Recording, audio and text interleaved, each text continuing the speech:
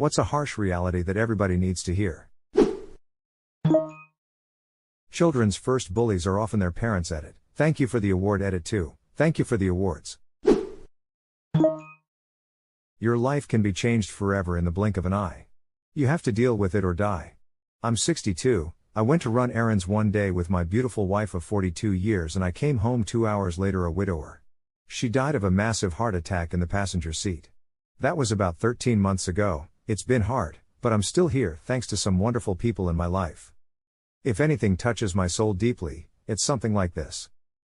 It's not the same, and I envy you for being able to spend 42 beautiful years with your wife. I was with a woman for quite a few years and she was absolutely my soulmate. I proposed and we were engaged to be married. We ended up buying a house together, and very shortly after we closed on our house together my mother passed away in 2015 after a long battle with cancer. This was incredibly difficult for me as I was always very close to my mom and we had the same birthday. Anyways, we planned our wedding for May 2017. I will never forget the last day I spent with my fiancée. It was December 3, 2016, a Saturday. I had worked that morning and came home and took a half-hour nap and she came to wake me up and asked me if I wanted to go Christmas shopping with her at our local mall. So I got up and got ready and we left together. On the way to the mall she started to have chest pain out of nowhere. There was no warning whatsoever. I must have started driving close to 100 miles an hour to get to the closest hospital, but right as I was pulling into the emergency room the last words she spoke to me were I think I'm going to pass out. I had to watch them on top of her body inside the hospital giving her defibrillation and shots to try to keep restarting her heart. She had a good 6 more heart attacks on the table and kept flatlining before they got her stable supposedly. They brought her into cardiac surgery, and the surgeon came out and told me she had a blockage and they put in 2 stents, and how everything went well and I could see her in a little while. She never came out of it. Her heart was too weak and damaged. It absolutely destroyed me. The first time I got to see her in her wedding dress was in the funeral home and I buried her in it along with our rings. I drank heavily for the following few years, upwards of a liter of vodka every day and destroyed my body along with my soul which already felt like was ripped from me. After almost dying from pancreatitis, I can proudly say I've been sober since July 15, 2020. Losing someone so traumatically like that in an instant, it's just something that can never be fully described. As I said before, my heart goes out to you and I hope you find peace in this life, and I hope you're able to find your wife again in the next just like I dream of finding mine as well. I'm so sorry. That is significant other true, and I'm so sorry for your loss. I'd be completely gutted. My mom fell 2 years ago. Consequently she lost both legs and all but her right thumb as far as fingers go. She's now bed-bound and incontinent. She'd been completely independent until then, but decided not to take antibiotics after a kidney stone surgery. Changed her life, my husband's life, my son's life in profound ways. Now everything revolves around her care. Everything. One moment in time can change your life, and have a ripple effect you can't even begin to imagine. Most people should not be on social media of any kind because they cannot handle what it does to them mentally. It is not about socialization, it's about corporations monetizing your life. Many of us were the frog slowly boiled in the monetization of the internet. We started out when it was a place corporate media laughed at, and we had our space and our fun and were left to ourselves. Slowly ads and marketing and data collection creeped in, and none of us noticed that the internet fundamentally changed. Some of us did, even subconsciously, but we were already engaged, habituated. Now it can seem very hard to pull away and find some meaningful life that isn't connected to everyone else 24/7. It won't just happen. I spent a lot of my early 20s being sad and defeatist, feeling sorry for myself. I always coped with this by telling myself that I'd make something of myself eventually, and meet a woman eventually, and be happy eventually. The truth is, eventually doesn't come if you don't make it come. Improvement has to be proactive. You can end up 40 years old, living with your parents, playing video games all day, and with no motivation. Nothing will prevent that from happening other than you. Thanks. I've stagnated and needed to hear this. If it helps, momentum builds and eventually good choices start paying exponential returns. Hard at first though when you're stuck in a rut. Forgive yourself, and step forward again. Whatever you say can and will be used against you. Yep. Even DAs will tell you don't say shit. Just don't. There is absolutely nothing you can say that will help you. If a cop wants to arrest you and charge you, they will. If they don't, talking will give them a reason to. I tell my clients that they can't talk their way out of charges, but they can easily talk their way into them. Physical appearance matters. Almost everyone is shallow, and if you are ugly, people might treat you as inferior and you will have disadvantages in almost every aspects of life, i.e. pretty privilege or halo effect. Look that up. As an ugly person I confirm. Or fat. I've lost 70 pounds and I get treated differently. I'm curious to hear, if you don't mind. I'm an introverted, shy person, but I've had to develop leadership skills because I keep getting forced into leadership roles. Why? Because I'm a tall man with a deep voice. That's legit the only reason I can think of. It's some primal instinct from childhood or something that still gives me more of a say in group settings than I really ought to have. LMFAO, man. I feel you on this one. I work in a pizza shop with an open kitchen. MFS regularly mistake me for the owner because I'm the tallest and the loudest here. I want to tell people I just work here man, but boss man wants me to start telling PPL I'm the owner. Ha ha ha ha, nah bro, just go with it, the IRS is after me anyway. Some people will hurt you, and they won't care how you feel about it. You gotta walk your dogs. I heard someone put it this way which really hit home. To you it may feel like a chore, but to your dog it's probably their favorite part of the day. My dogs live for their walks. Working from home really made that blatantly obvious. I used to skip walks sometimes. But after seeing them all day just waiting around to sniff the world, I don't skip walks anymore. That and my one girl is getting older and you realize how much they deserve while they are here. I have doubled the park trips too. The gut-wrenching version. A dog is part of your life, but for them you are their entire life. Yes, please adopt a dog whose activity needs realistically match what you will do. High energy needs dogs shouldn't be adopted into families that cannot adequately provide them with enough exercise. Walking is also not just about exercise, but mental stimulation. If you don't want to take your dog on long walks, adopt a little senior pup and take one leisurely stroll a day. Edited to add, so glad to hear so many people are doing this already. Here's a little dog tax to say great job. I adopted a rat terrier last winter. The breed is high energy, but she seemed pretty chill. We worked hard on learning how to dog, and by the time she mastered that and was ready for adventures, I really hurt my knee, so she was pretty limited to potty breaks. She seemed okay, but was a little naughty about escaping and running around. When I started taking her to my horse stable and letting her run wild with the other dogs, her behavior at home got so much better. Just because dogs seem content with no exercise or adventures doesn't mean they aren't craving them. Failure is part of life. It is possible to commit no mistakes and still lose. That is not a weakness, that is life. Jean-Luc Picard. Sucking at something is the first step to being sorta good at something. Jake the dog. The master has failed more times than the beginner has even tried. Stephen McCraney. Just because you go out of your way for people, it doesn't mean they will do the same for you. Edit, I didn't expect this comment to get so many upvotes and replies as it has. Thank you for the awards too for those calling me out saying I shouldn't expect anything back or I'm selfish that I don't go out of my way to help others without expecting anything in return. That's not what my comment said. All I'm saying is, be careful who you drop everything for. Most of us learn that the hard way. I've just recently learned this lesson. Having a bit of a cancer scare and told 2 friends last week, both which completely ignored it and continued to talk about themselves. I've seen them through breakups and family issues, and I couldn't even get a damn that sucks. It's really fucked with me. Update months after removal and still no results. Canadian, Ontario, healthcare fucking sucks. Life is not automatically easier just because you're a good person. Expecting life to treat you well because you are good is like expecting the bull not to charge at you because you're a vegetarian. I find the inverse is usually true. Having a moral compass and being a good person usually means you have a line in the sand somewhere, and there will always be someone who is willing to go further than you, undercut you or outcompete you. You can love someone with all of your heart and not be loved back in the same way. I wasted a lot of time in my life either being too stupid to learn this or at the very least too stubborn to admit it to myself. My stupid hearts decided it would rather go the rest of my life pining over the one I don't have than move on. My head is furious. My lungs indifferent.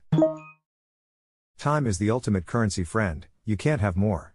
Spending it on someone is the ultimate show of love, but reciprocation is important to all relationships. Do you think that, after all the time you've spent that has gone unrequited, if this person were to one day realize the potential you've known for so long, that it would feel the way you hope? My experience is that it does not. Go out and live, pursue passions that don't rely on the whims of others. Hopefully somewhere along the way, you find someone you feel strongly about who recognizes the value of the time you want to spend with them. If not, you've still lived a life you can be proud of. Also, truly being in love with someone and letting someone love you because it's the comfortable and easy thing to do are two different things. I ended up staying in a relationship for 3 years where I was so in love, and I think the guy mostly was just sticking around for guaranteed sex, someone to split bills with, and someone who liked to cook them dinner. It took me so long to realize I was pulling all the weight that I got, like interpersonal burnout or something. I ended it over 3 years ago, and I'm still not remotely interested in any kind of dating, hooking up, anything. Like, just leave me in my apartment in peace for the foreseeable future, thanks. That makes me feel better. 2.5 years removed here, and I feel the same way. Just curious, if you don't mind, how do you know that they were with you just out of complacency? I just had really strong suspicions that I tried ignoring for a long time. I would do things for him, like try anything he wanted sexually, cook for him most nights, keep a list of things he said he liked so I could give good birthday gifts, took initiative when it came to planning dates or taking trips together, pretty much did anything he asked, etc.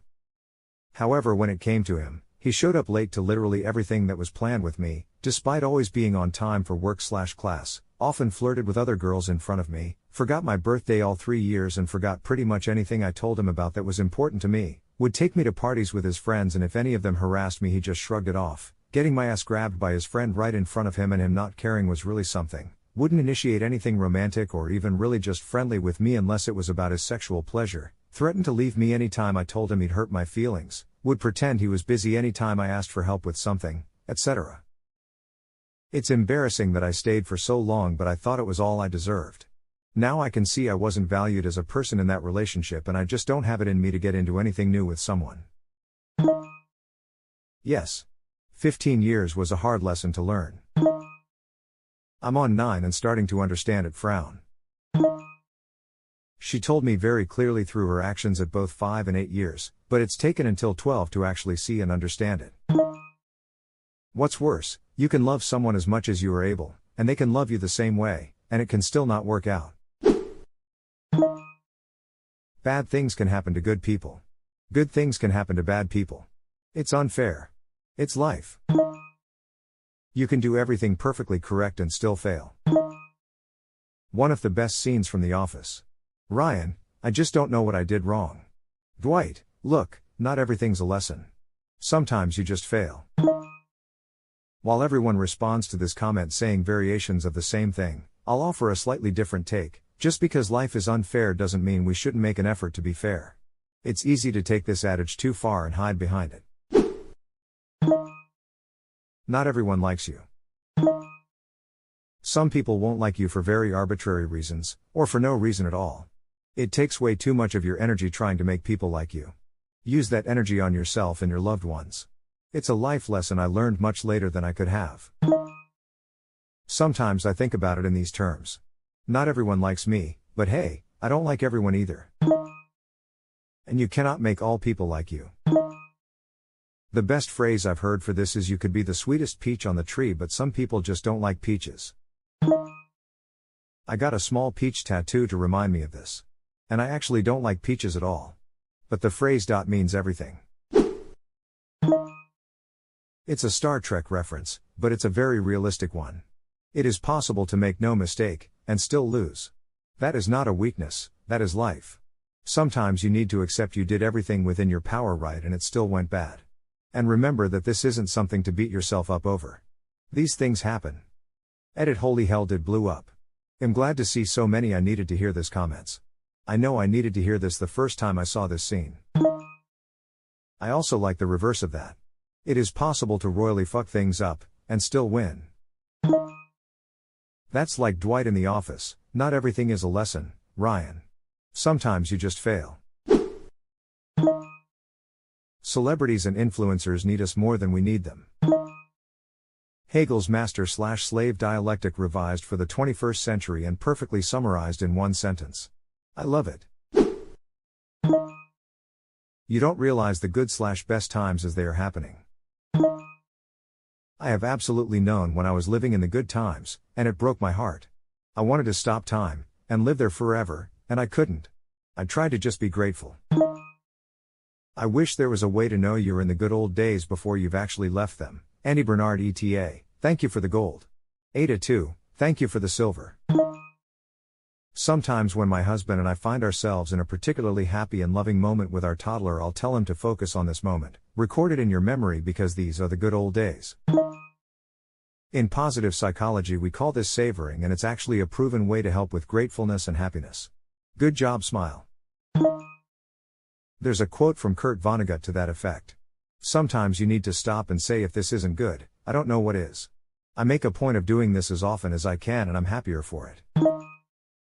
This reminds me of playing in the neighborhood with the other kids until it stopped happening as frequently.